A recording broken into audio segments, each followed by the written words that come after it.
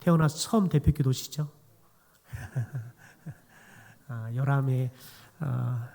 요람상으로는 지난주에가 우리 집사님 기도 순서인데 또 이제 밀리고 보니까 오늘 한 주에는 오늘이 있는데요. 또 지난주에도 오셨죠.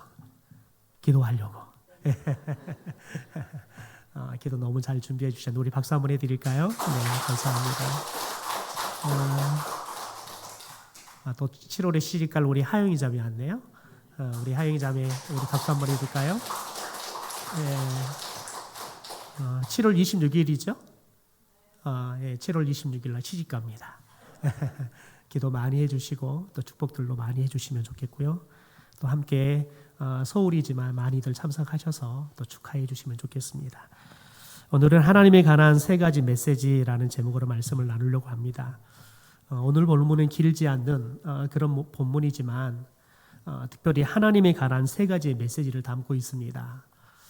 간략하게 세 가지 메시지를 먼저 정리하고 하나씩 좀 살펴보려고 합니다. 첫 번째는 과거를 넘어 지금도 역사하시는 전능하신 하나님에 대해서 소개를 합니다. 두 번째는 예고하신 심판을 그대로 진행하시는 하나님. 세 번째는 여호와이심을 알게 하시는 하나님. 이게 하나님에 대한 세 가지의 메시지인데요. 첫 번째는 하나님께서 유다 백성들이 하나님의 이름으로 명세하게 할 때 애굽의 종살이에서 구원하신 과거의 하나님의 이름으로 하지 말아라 라고 말씀합니다. 왜냐하면 우리가 첫 번째 봤던 하나님은 과거에 역사했던 하나님이지만 지금도 살아 역사하시는 하나님이기 때문에 그렇습니다. 특별히 여러분 지금 유다 백성들에게 하나님께서 심판에 대한 메시지를 줍니다.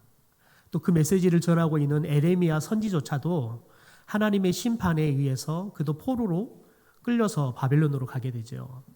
그리고 그곳에서 70년이라는 포로 생활을 하고 옵니다.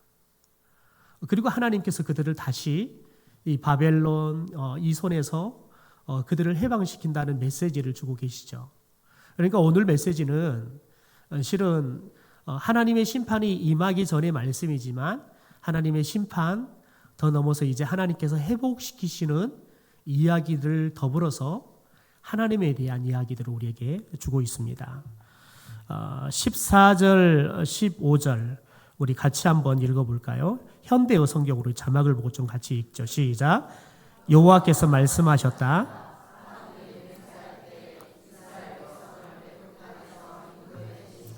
여호와께서 분명히 살아계심을 걸고 맹세한다라고 말하지 않을 때가 올 것이다. 그때에는 오직 이스라엘 백성을 내쫓으셨던 북녘 땅과 다른 모든 나라에서 그들을 인도해 내신 여호와께서 분명히 살아계심을 걸고 맹세한다라고 말할 것이다. 그렇다. 내가 그들을 쫓아낸 온 세상에서 해방시켜 옛날에 내가 그들의 조상들에게 주었던 땅으로 다시 데려다 놓겠다. 여러분 지금까지 이스라엘 백성들에게 있어서는 가장 중요한 이야기가 뭐냐면 그들에게 가장 하나님에 대한 가장 임팩트한 경험들이 어떤 사건이냐면 바로 출애굽의 사건입니다. 그들은 여러분 출애굽의 사건을 통해서 하나님이 우리들을 구원해주고 우리에게 먹을 양식들을 주고 또 구름기둥 불기둥으로 우리를 보호해주고 우리의 가야 할 길들을 밝혀주고 또 가나안 땅에 들어와서 그들이 살아갈 수 있도록 하나님께서 인도해 주셨는데 여전히 그들이 자신들을 출애굽시켰고 그들을 광야 길에서 지켜주셨고 가나안 땅에 들어와서 정착에 잘 살아가도록 그렇게 복을 주셨던 여러분 그 과거에 하나님에 매여 있습니다. 왜냐하면 그들은 안식일이 되면 하나님을 예배한다고 가서 하나님께 제물을 드리고 또 예배를 드립니다. 그런데 일주일의 삶은 다시 돌아봐서 이 가나안의 원주민들이 섬겼던 우상들을 그들이 일주일 내내 섬기고 있는 겁니다. 우리의 삶과 너무 같지 않나요? 우리는 주일 하루 하나님의 이름을 부르지만 나머지 7일은 하나님 없이 우리는 하나님을 단 한 번도 찾지 않고 하나님이 도움이 없이도 살 수 있다는 확신을 가지고 살아가죠. 여러분, 그러니까 지금 그들이 그렇게 살아가면서도 그들을 출애굽시켰던 하나님, 그리고 가나안 땅에 들어오게 했던 그 하나님, 그 과거의 하나님이 여전히 그들에게는 신앙의 고백이에요. 그들이 예배하는 하나님이에요. 그런데 지금 그들에게는 하나님이 살아 역사하지 않아요. 하나님 앞에 살지 않아요. 그래서 그들이 죄를 짓고 살아감에도 불구하고 자신들의 삶과 무관하게 하나님은 우리를 출애굽시키고 가나안에서 인도하고 지키시고 먹이시고 또 가나안 땅에 들어가서 그들이 정착해 살아가되 이렇게 편안하게 살 수 있도록 하나님이 우리를 축복해 주셨던 그 하나님, 우리에게 샬롬을 주셨던 그 하나님이 우리에게 여전히 샬롬을 줄 것이다 기대하는 거지요. 여러분, 그러니까 하나님에 대한 기대는 여러분 출애굽의 하나님 그 이상도 이하에도 아니에요. 여러분, 그런 백성들에게 하나님은 그때의 하나님이 아니라 지금도 살아계셔서 역사하시는 능력의 하나님, 또 구원을 베푸시는 하나님의 이름을 기억하고 그 하나님의 말씀에 명심하고 그 하나님만을 의지하고 살아라라고 지금 말씀하는 겁니다. 여러분, 이 말씀은 지금 우리에게도 매우 중요합니다. 과거 하나님의 은혜에 매우 사는 성도들이 의외로 많기 때문에 그렇습니다.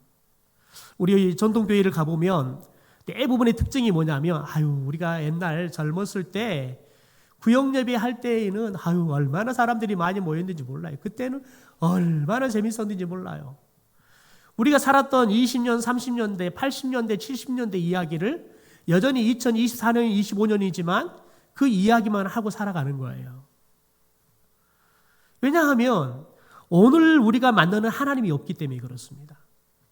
오늘 하나님이 우리에게 베풀어 주시는 은혜의 경험이 없기 때문에 그렇습니다.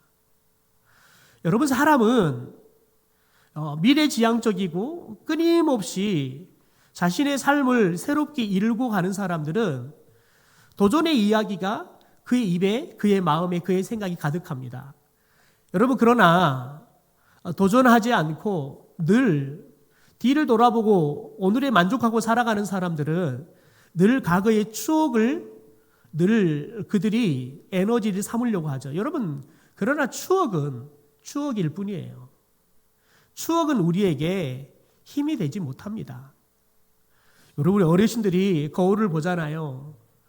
그러면 늘 생각나는 게 뭐냐면 내가 시집 올 때에는 이 얼굴이 우리 시어머니 얼굴이었는데, 우리 시할머니 얼굴이었는데, 거울을 봐도 내가 시집 올 때가 생각나는 거예요. 내 시집 올 때는 고왔는데 세상에 내 시집 올 때 내 시할머니 얼굴을 내가 하고 있네? 여러분, 그러면 우울증만 찾아올 뿐이에요. 여러분, 그런데 여러분, 비전에 사로잡혀서 80이 돼도 90이 돼도 살아가는 여러분 어르신들은 과거 이야기하지 않아요. 오늘 내가 경험한 하나님의 은혜 이야기를 해요. 오늘 내가 받은 은혜의 말씀을 이야기한다고요. 여러분, 그런데 우리의 삶 가운데 여전히 이스라엘 백성들처럼 과거 출애굽시켰던 그 하나님, 우리를 홍해 바다를 건너게 했던 그 하나님의 이야기를 우리가 밥 먹듯이 하고 있다면 여러분, 우리의 신앙은 하나님의 심판이 임하고 있는 신앙이라는 것을 경각해야 돼요. 왜요? 오늘 우리가 살아계신 하나님 앞에 살지 않기 때문에 그렇습니다. 여러분, 하나님은 지금도 살아서 우리와 함께 계십니다. 여러분, 공기가 우리 눈에 보이지는 않지만 공기가 있기 때문에 공기의 역할이 오늘 우리 안에 일어나고 있는 겁니다. 그게 뭡니까? 우리가 지금 호흡하고 살고 있다는 거예요. 여러분, 하나님이 지금 우리와 살아계셔서 함께하고 계셔요. 우리 안에 여전히 역사하고 계세요. 출애굽을 시켰던 그 하나님, 만나를 주셨고 메추라기를 주셨던 그 하나님이 여전히 우리와 함께 계세요. 제가 요즘 청주의 선암교회를 집중해서 보고 있는데요.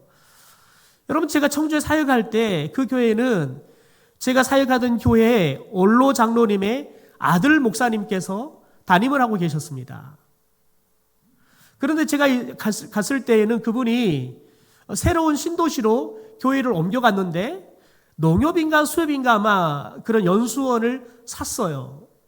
그런데 자신의 교회가 가지고 있는 재정보다 훨씬 너무 큰 건물을 그런 부지와 건물을 사서 빚에 많이 허덕이고 어려운 상황이었어요. 그럼에도 불구하고 신도시가 계속 개발되니까 교회가 더디지만 부흥을 했어요. 그런데 늘 원로 장로님께서 기도 요청하는 건 뭐냐면 하나님께서 재정에 복을 달라고 기도해 달라고, 그래서 건축에 그 빚에 대한 짐들을 좀 덜게 해달라고 늘 그렇게 기도하셨고 기도 요청들을 하셨던 기억이 있어요. 여러분, 그런데 그 원로 장로님의 아드님이 은퇴를 하시고 후임이 오셨어요. 그런데 제가 그 후임이 올 때 상당히 개인적으로 우려했어요. 왜냐하면 그냥 일반 목회를 하신 분이 아니라 군에서 여러분 군목으로 오랫동안 살다가 중령인가마 예편을 하시고 교회로 오신 거예요. 그런 일반 목회를 경험하지 못하죠. 대부분 교회 목회를 해도 대부분 부대 안에 있는 사람들, 그런 사람들이 이루는 교회 안에서 목회를 하니까요. 그런데 저 어려운 상황을 어떻게 저 어려운 교회를 감당할까 했는데 여러분 너무 놀랍게 부흥하고 있어요. 여러분, 그런데 그 목사님이 오셔서 장로님과 비전을 나누며 초점을 어디다 맞췄냐면 우리 더 이상 빚에 대해서 집중하지 맙시다. 오늘 하나님이 우리에게 하기 원하시는 것은 빚을 갚는 게 아니십니다. 여러분, 우리가 빚 갚으려고 교회 졌습니까? 하나님께서 우리에게 주신 거 뭐냐면 비전입니다. 빚은 비전이 될 수 없습니다. 그래서 그 교회가 하나님이 주신 비전이 뭐냐? 여러분, 끊임없이 한국교회가 요청하는 거 뭐냐면 다음 세대예요. 예배가 살아야 한다는 거죠. 그래서 예배에 집중하고 그리고 다음 세대에 대해서 집중하기 시작했어요. 여러분, 그런데 놀랍도록 부흥을 하고 있어요. 놀랍도록 부흥을 하니까요. 빚은 여전히 남아있지만 여러분, 더 이상 빚이 짐이 되지 않아요. 빚을 붙잡고 있었을 때에는 여러분 빚이 짐이 돼요. 그런데 빚이 있었는데 빚을 놔둬버리고 그냥 하나님이 주시는 비전을 추구하는 교회가 됩시다. 그래서 온 성도들이 예배 때마다 새벽 예배고 다 성도들이 예배에 집중해서 끊임없이 예배하게 하고 기도하게 하고 말씀으로 삶을 변화시키는 일들을 끊임없이 도전하고 다음 세대들을 위해서 필요한 공간들을 지어서 스터디 카페, 심지어 글램핑장도 만들어가지고 교회 안에다가 거기서 아이들이 고기도 구워 먹고 놀게 하고요. 성도들도 자유롭게 그 글램핑장에서 함께 가족이 때로는 사랑하는 식구들이 와서 같이 고기 구워 먹고 같이 놀게 하고요. 또 여러분 특별히 어떻게 보면 아이들을 위한 카페를 만들었는데 그 회원이 2,200명이래요. 그러니까 늘상 교회 안에 사람들이 북적북적하는 교회가 되는 거예요. 그러니까 사람들이 정말 열심히 들어와서 하는데요. 교회 입구를 들어가는데요. 백화점 들어간 것 같더라고요. 안내위원들이 백화점 안내위원처럼 옷을 입고 각듯이 환영하며 인사하는 거예요. 그런 그 시스템들을 다 배워와서 기쁘게 성도들을 환영하더라고요. 그래서 교회가 완전히 180도 바뀌어버렸어요. 여러분, 과거에 그 건축 안에 생겼던 빚에 매어 있으면 여러분 오늘 우리 가운데 역사하시는 하나님을 볼 수가 없는 거예요. 여러분, 하나님은 빚을 갚는 하나님이 아니라 오늘 우리에게 하나님의 비전을 성취하시는 하나님이에요. 오늘 우리에게 영원 사랑과 영원의 구원의 역사를 이루어가기 위해 역사하시는 하나님이에요. 여러분, 하나님께서는 그 일에 하나님이 기뻐하는 일에 집중하기 시작할 때 나머지들은 덤으로 하나님께서 다 해결해 주시는 거예요. 그러므로 여러분, 저와 여러분이 오늘 우리 가운데 역사하시는 그리고 살아계시는 하나님을 만날 뵐 수 있게 되기를 주님의 이름으로 축원합니다. 그래서 여러분, 우리들이 내가 젊었을 때 여러분 이게 우리의 믿음의 여러분 이야기가 아니라 오늘 내일 우리가 오늘 만났던 하나님, 내일 만나고 싶을 기대하는 하나님을 우리들이 이야기할 수 있어야 돼요. 여러분, 그럴 때 살아 생동하는 믿음이 되는 거예요. 여러분, 그럴 때 교회가 살아 움직이는 교회가 되는 거예요.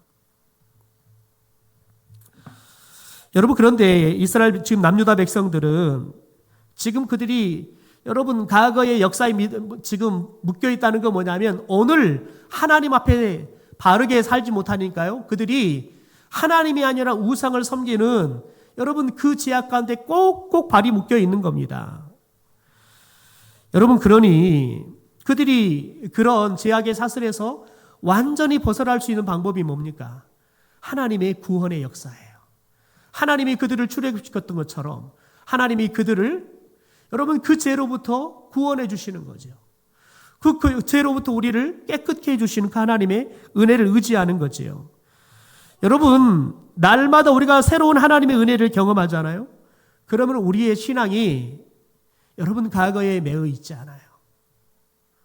오늘 우리가 만나는 하나님을 여러분 기쁘게 환영하고 그 하나님을 기쁘게 여러분 간증하며 살아가는 삶을 살게 될 줄 믿습니다. 예레미야가 하나님의 말씀을 전하는 순간에는 여러분 아직 남유다에게는 바벨론이 아직 그들 가운데 찾아와서 멸망시키지도 않았어요. 여러분, 그런데 지금 말씀에서는 하나님이 이스라엘 백성들을 인도하여 내신 것처럼 마치 여러분 현재형처럼 말씀하고 계십니다. 왜 그럴까요? 하나님의 말씀은 반드시 이루어지는 말씀이기 때문에 그렇습니다. 하나님은 지금 10년 후에 이야기를 하더라도 그 말씀은 오늘 우리 가운데 능력이 되는 건 뭐냐면 그 말씀은 10년 후든 내일이든 하나님의 말씀은 반드시 이루어지는 말씀이기 때문에 그렇습니다. 여러분, 그래서 믿음을 뭐라고 말하냐면 우리들이 여러분 바라는 것들의 실제 상이다라고 이야기해요. 여러분, 우리가 바라는 소원은 아직 이루어지지 않았어요. 근데 믿음은 아직 이루어지지 않은 소원을 이루어진 걸로 믿고 오늘 감사하는 거예요. 믿고 오늘 우리가 살아가는 거예요. 여러분, 그게 믿음의 역사예요. 왜요? 믿음은 말씀으로부터 나오는 거기 때문에 그렇습니다. 말씀은 과거든 현재든 미래든 여러분 그 말씀은 하나님의 말씀은 여전히 유효해요. 왜요? 그 말씀을 말씀하신 하나님이 여전히 과거 역사에 있던 하나님이 오늘도 여전히 우리 가운데 역사하고 있기 때문에 그렇습니다. 우리는 어떻습니까? 여러분, 우리들이 과거 20년 전에는 날아다녔잖아요. 그런데 나이를 먹고 나니까 어떻게 해요? 오늘 우리가 할 수 있는 일은 20년 전에 할 수 있는 일과 차이가 있죠. 그러나 여러분, 하나님은 영원하신 하나님이에요. 2000년 전에 역사했던 그 하나님이 지금도 우리 가운데 역사하실 줄 믿습니다. 여러분, 그래서 두 번째 우리가 기억해야 할 게 있습니다. 하나님은 예고하신 심판을 그대로 진행하시는 분이라는 걸 알아야 한다는 거예요. 우리 16절에 세 번역 성경으로 같이 읽어볼까요? 시작. 똑똑히 말해둔다. 이제 나는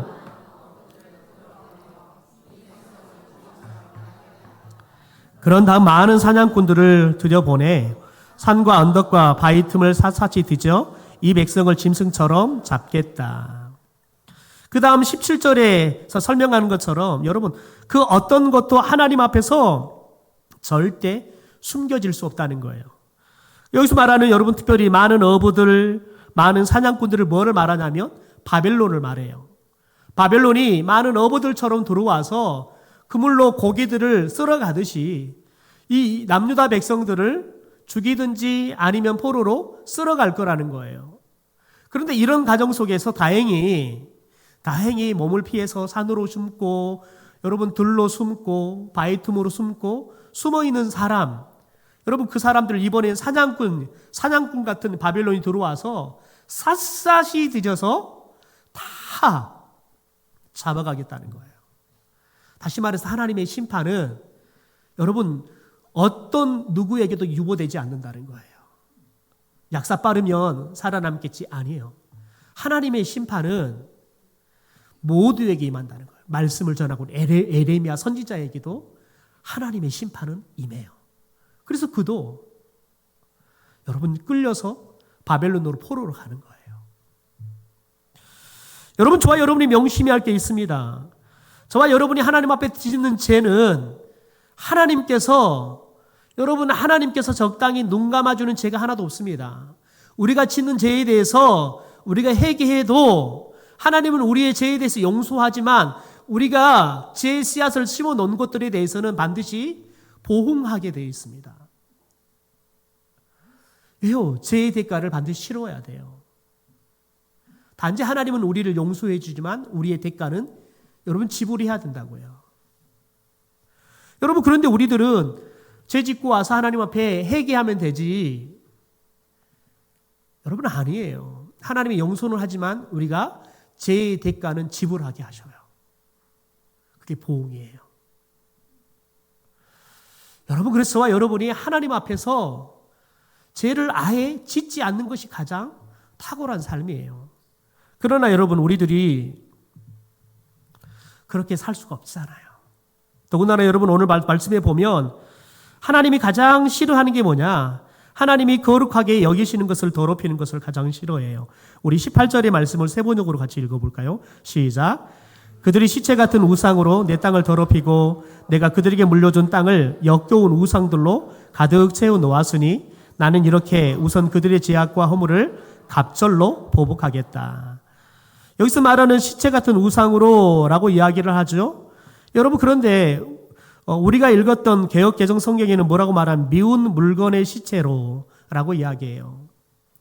미운 물건의 시체로 개역개정의 말씀으로 우리가 해석한다 그러면 우상을 섬길 때 그 우상에게도 제물을 드려야 돼요. 뭐 돼지를 잡아준다는 제물들을 잡아드려야 되는 거죠. 여러분 그런데 하나님께서는 거룩하다는 짐승이 있고 부정하다는 짐승이 있어요. 돼지 같은 경우는 부정하다고 하는 거죠. 그러니까 하나님 앞에 드리지 말아야 할 걸 가지고 드린다는 거예요. 하나님이 미워하는, 다시 말해 거룩하지 못한 부정한 시체들을, 짐승의 시체들이 지금 하나님이 거룩하게 여기는 성전에 아니면 거룩한 이 가나안 땅에 여러분 구석구석 있다는 거예요. 더 나아가서 우리가 세번역 성경인 것처럼 시체 같은, 다시 말해서 아무런 생명도 없고 능력도 없는 시체 같은 우상, 여러분 그것들이 지금 이스라엘 백성들이 가나안의 원주민이 섬기는 그 우상들을 섬겨서 이 남유다 땅들이 구석구석이 우상들이 가득해서 하나님의 거룩한 이 가나안 땅이 여러분 무정한 땅이 더러운 땅이 되어버렸다는 거예요. 그래서 하나님께서 뭐라고 말합니까? 그들의 죄악과 허물을 갑절로 갚아버리겠다는 거예요. 하나님은 여러분 하나님의 거룩한 것을 훼손하는 것을 극히 싫어하십니다. 여러분 그래서 우리가 한 가지 죄를 졌다면 하나님은 2배로 여러분 그 죄에 대해서 묻겠다는 거예요. 두려운 말씀이죠. 여러분 저와 여러분이 교회는 예수 그리스도의 몸이다라고 이야기해요. 성도들은 예수 그리스도의 몸의 지체다라고 이야기를 하죠. 여러분 그래서 우리들이 성도에 대한 이야기, 교회에 대한 이야기를 극히 주의해야 돼요. 왜요? 우리는 여러분 그 사람을 바라보는데 중요한 거 뭐냐면 그 사람이 예수 그리스도의 지체라는 사실들을 놓쳐버려요. 그 사람의 행동, 그 사람의 말, 그 사람의 태도를 보고 우리는 판단하죠. 말하죠. 여러분 그런데 주님은 그 사람에 대한 여러분 지적으로 하나님 보지 않아요. 하나님 예수님에 대한 지적으로 본단 말이죠. 교회를 욕하는 거 여러분 두려워해야 돼요. 왜요? 교회는 성도들이 모인 공동체이지만 여러분 교회는 예수 그리스도의 몸이에요. 여러분 그래서 교회는 저와 여러분이 늘 주의해야 돼요. 조심해야 돼요. 말도 우리의 감정도. 왜요? 예수 그리스도의 거룩한 몸을 우리들이 다시 십자가에 못 박아버리는 죄를 짓지 않기 위해서요. 여러분 우리들이 성령이 거하는 우리의 몸이 성전인데 우리의 성전을 우리들이 더럽힌다 생각해 보십시오. 우리 안에 내주에 계시는 성령은 떠나지 않지만 우리 속에서 애통하시며 여러분 슬퍼하고 계세요. 여러분 안에 계시는 성령을 우울증에 걸리는 성령을 만들지 않습니까? 어떤 사람은 교회에 오면 믿음이 좋은 것처럼 막 날뛰는데 여러분 어떤 문제 앞에 가면 또 다시 그냥 아무 힘없는 사람이 돼버려요. 마치 성령을 여러분 조울증 걸린 분으로 만들어버린다고요. 여러분 저와 여러분이 늘 우리의 몸, 우리의 교회, 우리의 지체들을 그래서 늘 주의해서 삼가 여러분 저와 여러분 죽게 하듯이 해야 돼요. 왜요? 우리가 보고 있는 그 성도는 여러분 예수님의 몸이기 때문에 그렇습니다. 그러므로 여러분, 저와 여러분이 우리들이 주님이 거룩하다 여기는 것들을 여러분 우리들이 거룩함을 훼손하는 더럽히는 일들을 하지 않도록 늘 주의해야 한다고요. 왜요? 하나님이 거룩히 여기는 것을 더럽히는 사람에게 갑절로 하나님께서 심판하시겠다는 거예요. 두려운 말이죠. 실제로 여러분, 하나님은 자신이 온 세상의 주인이라는 것을 깨달아 알게 하시는 분이다라고 말해요. 우리 21절을 현대어 성경으로 같이 함께 읽겠습니다. 시작. 여호와께서 내게 응답해 주셨다. 이번에는 내가 세계 만민에게 나의 위대한 권능을 나타내어 그들이 나의 능력을 체험하고 내가 온 세상의 주인이라는 것을 깨달아 알 수 있도록 하겠다. 여러분, 유다 백성들은 우상 숭배에 따른 심판을 통해서 진짜 그들이 믿고 의지할 신은 오직 하나님 한 분밖에 없다는 것을 깨닫게 될 거라는 거예요. 왜요? 심판을 받아서 망하게 될 거라는 예언의 말씀이 앞으로 그대로 여러분 성취가 될 거예요. 그래서 70년 동안 그들이 심판의 시간을 보낼 거예요. 그런데 하나님께서 내가 너희들을 흩어버렸던 그 어떤 곳에서 다시 다 너희들이 조상에게 약속했던 이 가나안 땅으로 돌아오도록 회복시키겠다 약속했었어요. 여러분, 그런데 그 약속의 말씀도 70년 후의 말씀이지만 반드시 이루어질 거예요. 그런데 그 과정들을 통해서 남유다도 그렇고요, 온 세상의 모든 민족들이 하나님이 위대한 권능을 가진 분인 것을, 온 세상의 주인인 것을 다 깨닫게 하겠다라고 이야기해요. 여러분 보십시오. 남유다 백성을 넘어서서 온 민족들이 하나님이 우리 삶의 주인이고 온 세상의 주인이라는 것을 깨닫게 하겠다라고 약속하신다는 거죠. 여러분, 그래서 그들이 가지고 있는 모든 우상들을 버릴 날이 올 거다, 그렇게 말씀하고 계십니다. 우리 19절을 현대인 성경으로 같이 읽죠. 현대인입니다. 시작. 여호와여,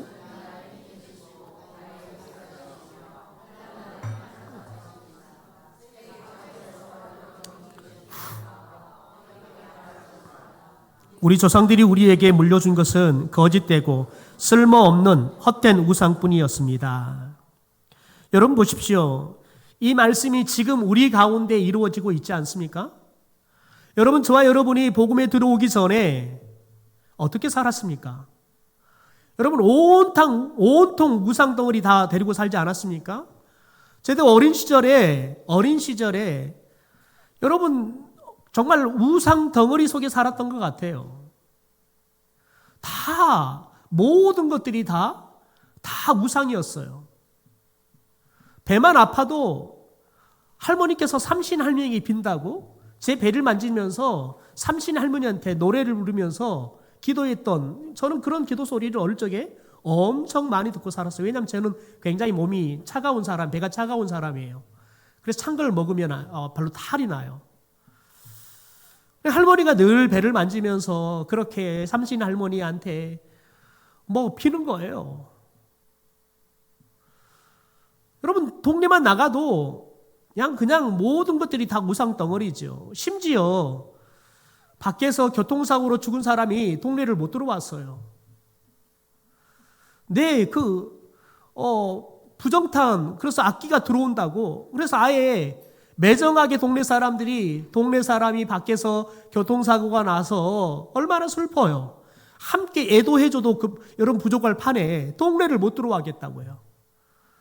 그래서 어떤 사람은 동네 자기 집 뒤에 선산이 있어서 거기다가 매장하려고 하는 동네 사람들이 동네를 못 들어온 게 산을 넘어서 10분이면 갈 길을 1시간, 2시간 걸어서 여러분 그렇게 매장하는 그런 모습들을 보면서 왜 저렇게 미련하게 사람들이 살지?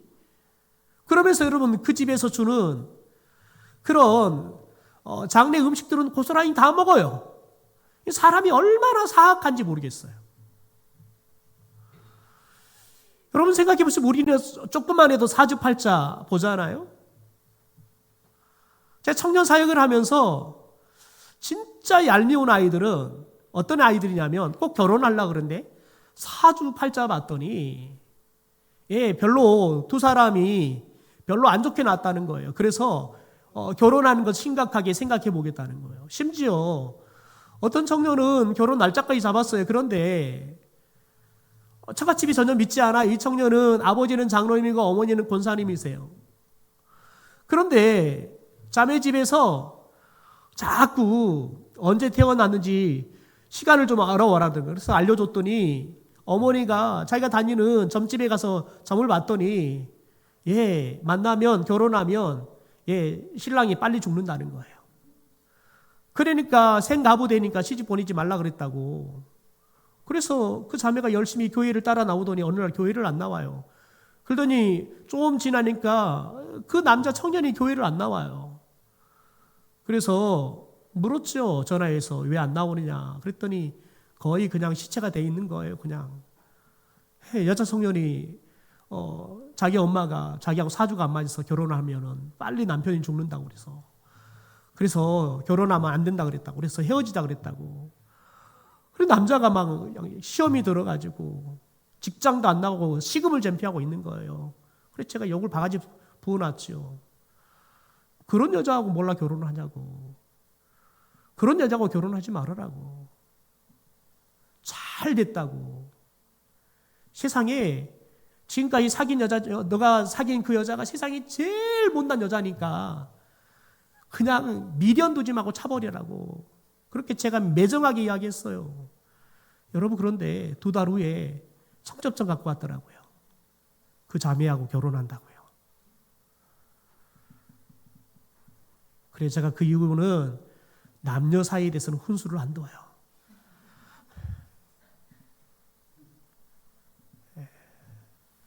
여러분, 우리가 얼마나 어리석어요. 얼마나 어리석냐고요. 여러분, 좀 있으면 이제 총선하고 하잖아요. 지방선거 하잖아요. 여러분, 그러면 지방선거 총선하면요, 전국에 이용하다는 점집들, 무당집들이 들썩들썩 한다는 거예요. 왜요? 될 후보든 못 될 후보든 나서 다 보는 거예요. 내가 되겠는가 못 되겠는가. 제가 순천에 있을 때에는 한 집사님이 와가지고 물어보는 거예요. 제가 시의원 나가고 싶은데 제가 나가면 될까요? 물어보는 거예요. 자기가 생각하기에는 부목사들 중에 좀 용한 부목사들이 있으면 와서 물어보는 거예요. 저한테 오면 그러죠. 집사님은 정치자 근처도 가지 말아라고.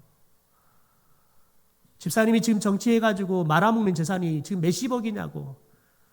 자녀들도 다 잃어버리고 아내도 나가가지고 이제는 자기만 그냥 홀로 남아가지고 살아가는 거예요. 그나마 이제 70이 다 되는데 하나님이 여자 선사님을 만나게 하셔가지고 그 여자 선사님이 꼭 붙잡고 사니까 정신을 차리고 살더라고요. 그런데 꼭 철이 오면 그냥 종종 걸음을 하고 순천은 이 시대 저 시대 돌아다녀. 왜요? 막걸리 한 잔 얻어먹을 사람들이 그냥 주축이는 거예요. 이번에는 안 나가면 이번엔 될 건데.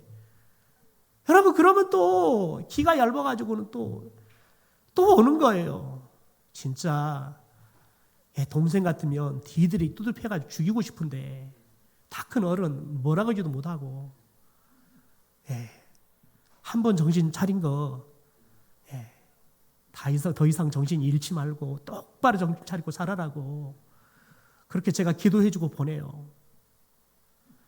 다행히 이제 안 나가서 나갈 때마다 제가 가서 부임하고 갔는데 선거 운동한다고 사무실 열었다 예배를 드려달라고 그래요.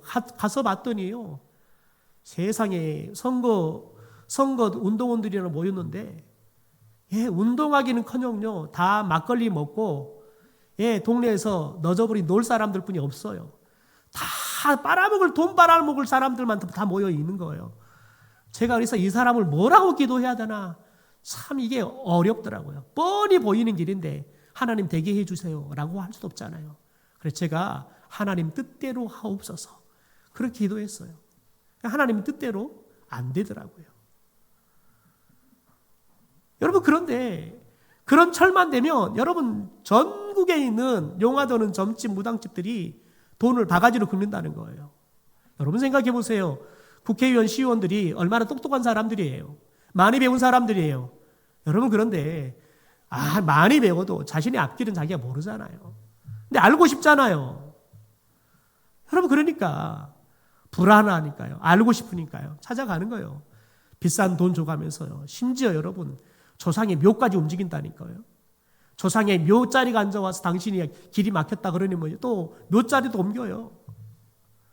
묘자리 옮기면 또 묘자리 옮길 때는 목사님 와서 이장 예배 드려달래요. 환장해버려요. 차라리 초지일간 그냥 무당한테 의지해갖고 이장까지 하든지, 이장하는 것은 무당한테 가서 무당이 옮겨라 하니까 옮기는데, 이장할 때에는 목사한테 예배 드려달라고 생각해 보세요. 진짜 목사 못 해먹어요. 속에 천불이 난다니까요. 그냥 꽉 거기다 묻어버리고 싶은데, 여러분, 그런데 사람들이 그렇게 연약하니까요. 사람들은 조금만 불안해도요. 사람들은요, 헛것을 찾아요. 시체 같은 우상들을요, 붙잡는다고요. 그런데 하나님은 그런 우리들에게 그런 심판들을 통해서 내가 얼마나 능력이 있는 분인지, 내가 너희들의 주인이고 내가 이 온 세상의 주인이라는 것을 알게 하겠다는 거예요. 여러분 보십시오. 우리들이 그렇게 살았는데, 여러분 지금 이 복음이 전에 수천 년이 지났는데 오늘 우리 가운데 여러분 이 예수 그리스도의 이름이 하나님이 우리의 주인이라고 우리가 고백하고 있잖아요. 네, 여러분 제가 이스라엘 가보니까요.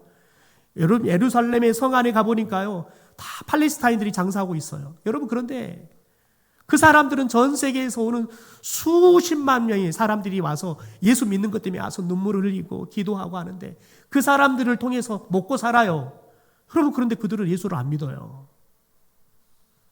여러분 그런데 우리가 예수 믿고 있다는 건 하나님의 은혜라니까요. 예수님 때문에 먹고 사는 그들은 예수님을 안 믿는데 저와 여러분이 예수를 믿는다니 왜 오늘 하나님이 그러잖아요. 여러분 세계 각처의 여러 민족이 주께 나와 이렇게 말할 거라는 거예요. 우리 조상들이 우리에게 물려준 것은 거짓되고 쓸모없는 헛된 우상뿐이었다. 다 버린다는 거예요. 그리고 하나님을 다 섬긴다는 거예요. 저는 캄보디아 선교를 4년 동안 지원하면서 그걸 봤어요. 캄보디아 사람들이요. 그들이 수만 가지 신을 섬겨요. 자신의 몸에 7가지 신이 있대요. 그래서 우리는 팔찌라고 차는 그것들을 묶고 살아요. 아이가 태어나면 제일 묶는데요. 왜냐하면 그걸 묶고 나야지 신이 몸에서 안 나간대요. 몸에서 안 나가고 지킨대요. 참 한장할 일이잖아요. 여러분 그것 때문에 이 실 때문에 안 나갈 신, 못 나갈 신이면 여러분 그 무능한 신을 몰라 믿어요. 여러분 그런데 예수를 믿었는데 그래서 영접 기도를 하고 싶다고 제가 선교팀을 데리고 갔는데 선교사님께서 기도를 요청하는 거예요. 그래서 그 가족들을 전체 앉혀놓고 제가 다시 복음을 전하고 복음에 대한 확신을 갖고 영접 기도를 시켰어요. 그런데 선교사님이 그러는 거예요. 목사님, 가족들 손에 있는 저 부족잠 다 끊어주세요. 왜요? 그랬더니 저들은 못 끊는데요. 두려워서. 그래서 제가 가위 갖고는 다 잘라내버렸어요. 그리고 제 여행 가방에 넣고 다녔는데요. 여러분 사람들은요 물에도 신이 있고요. 어디 다 신이 있어요. 여러분 그런데 생각해 보세요. 이 팔찌 하나가 자신의 몸에 신을 지켜줄 거라고 여러분 그걸 부족이라 생각한다니까요. 그런데 우리 청년들은 캄보디아 가면 그걸 액세서리를 사갖고 선물 나눠주고 다녀요. 이거 웃기는 일이지요. 여러분 그런데 제가 캄보디아 선교를 갔다 오고 난 다음에 여기 와서 그 캐리어 가방을 정리하는데 제일 앞에가 그게 여전히 몇 년이 지난 데 있더라고요. 그래서 제가 쓰레기 봉투에 버렸어요.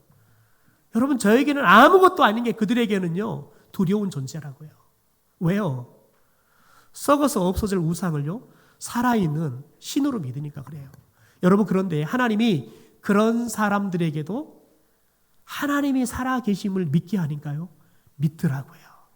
저와 여러분이 그 증거라니까요. 저와 여러분이 오늘 19절에 하나님의 말씀이 이루어진 증거라니까요. 그러므로 여러분 저와 여러분을 통해서도 또 여러 민족들이 여러 나라들이 하나님이 이 세상의 주인이라는 사실들을 알게 될 줄 믿습니다. 저와 여러분이 그 통로로 쓰임받기를 원합니다. 여러분 이 시간 좀 기도했으면 좋겠습니다.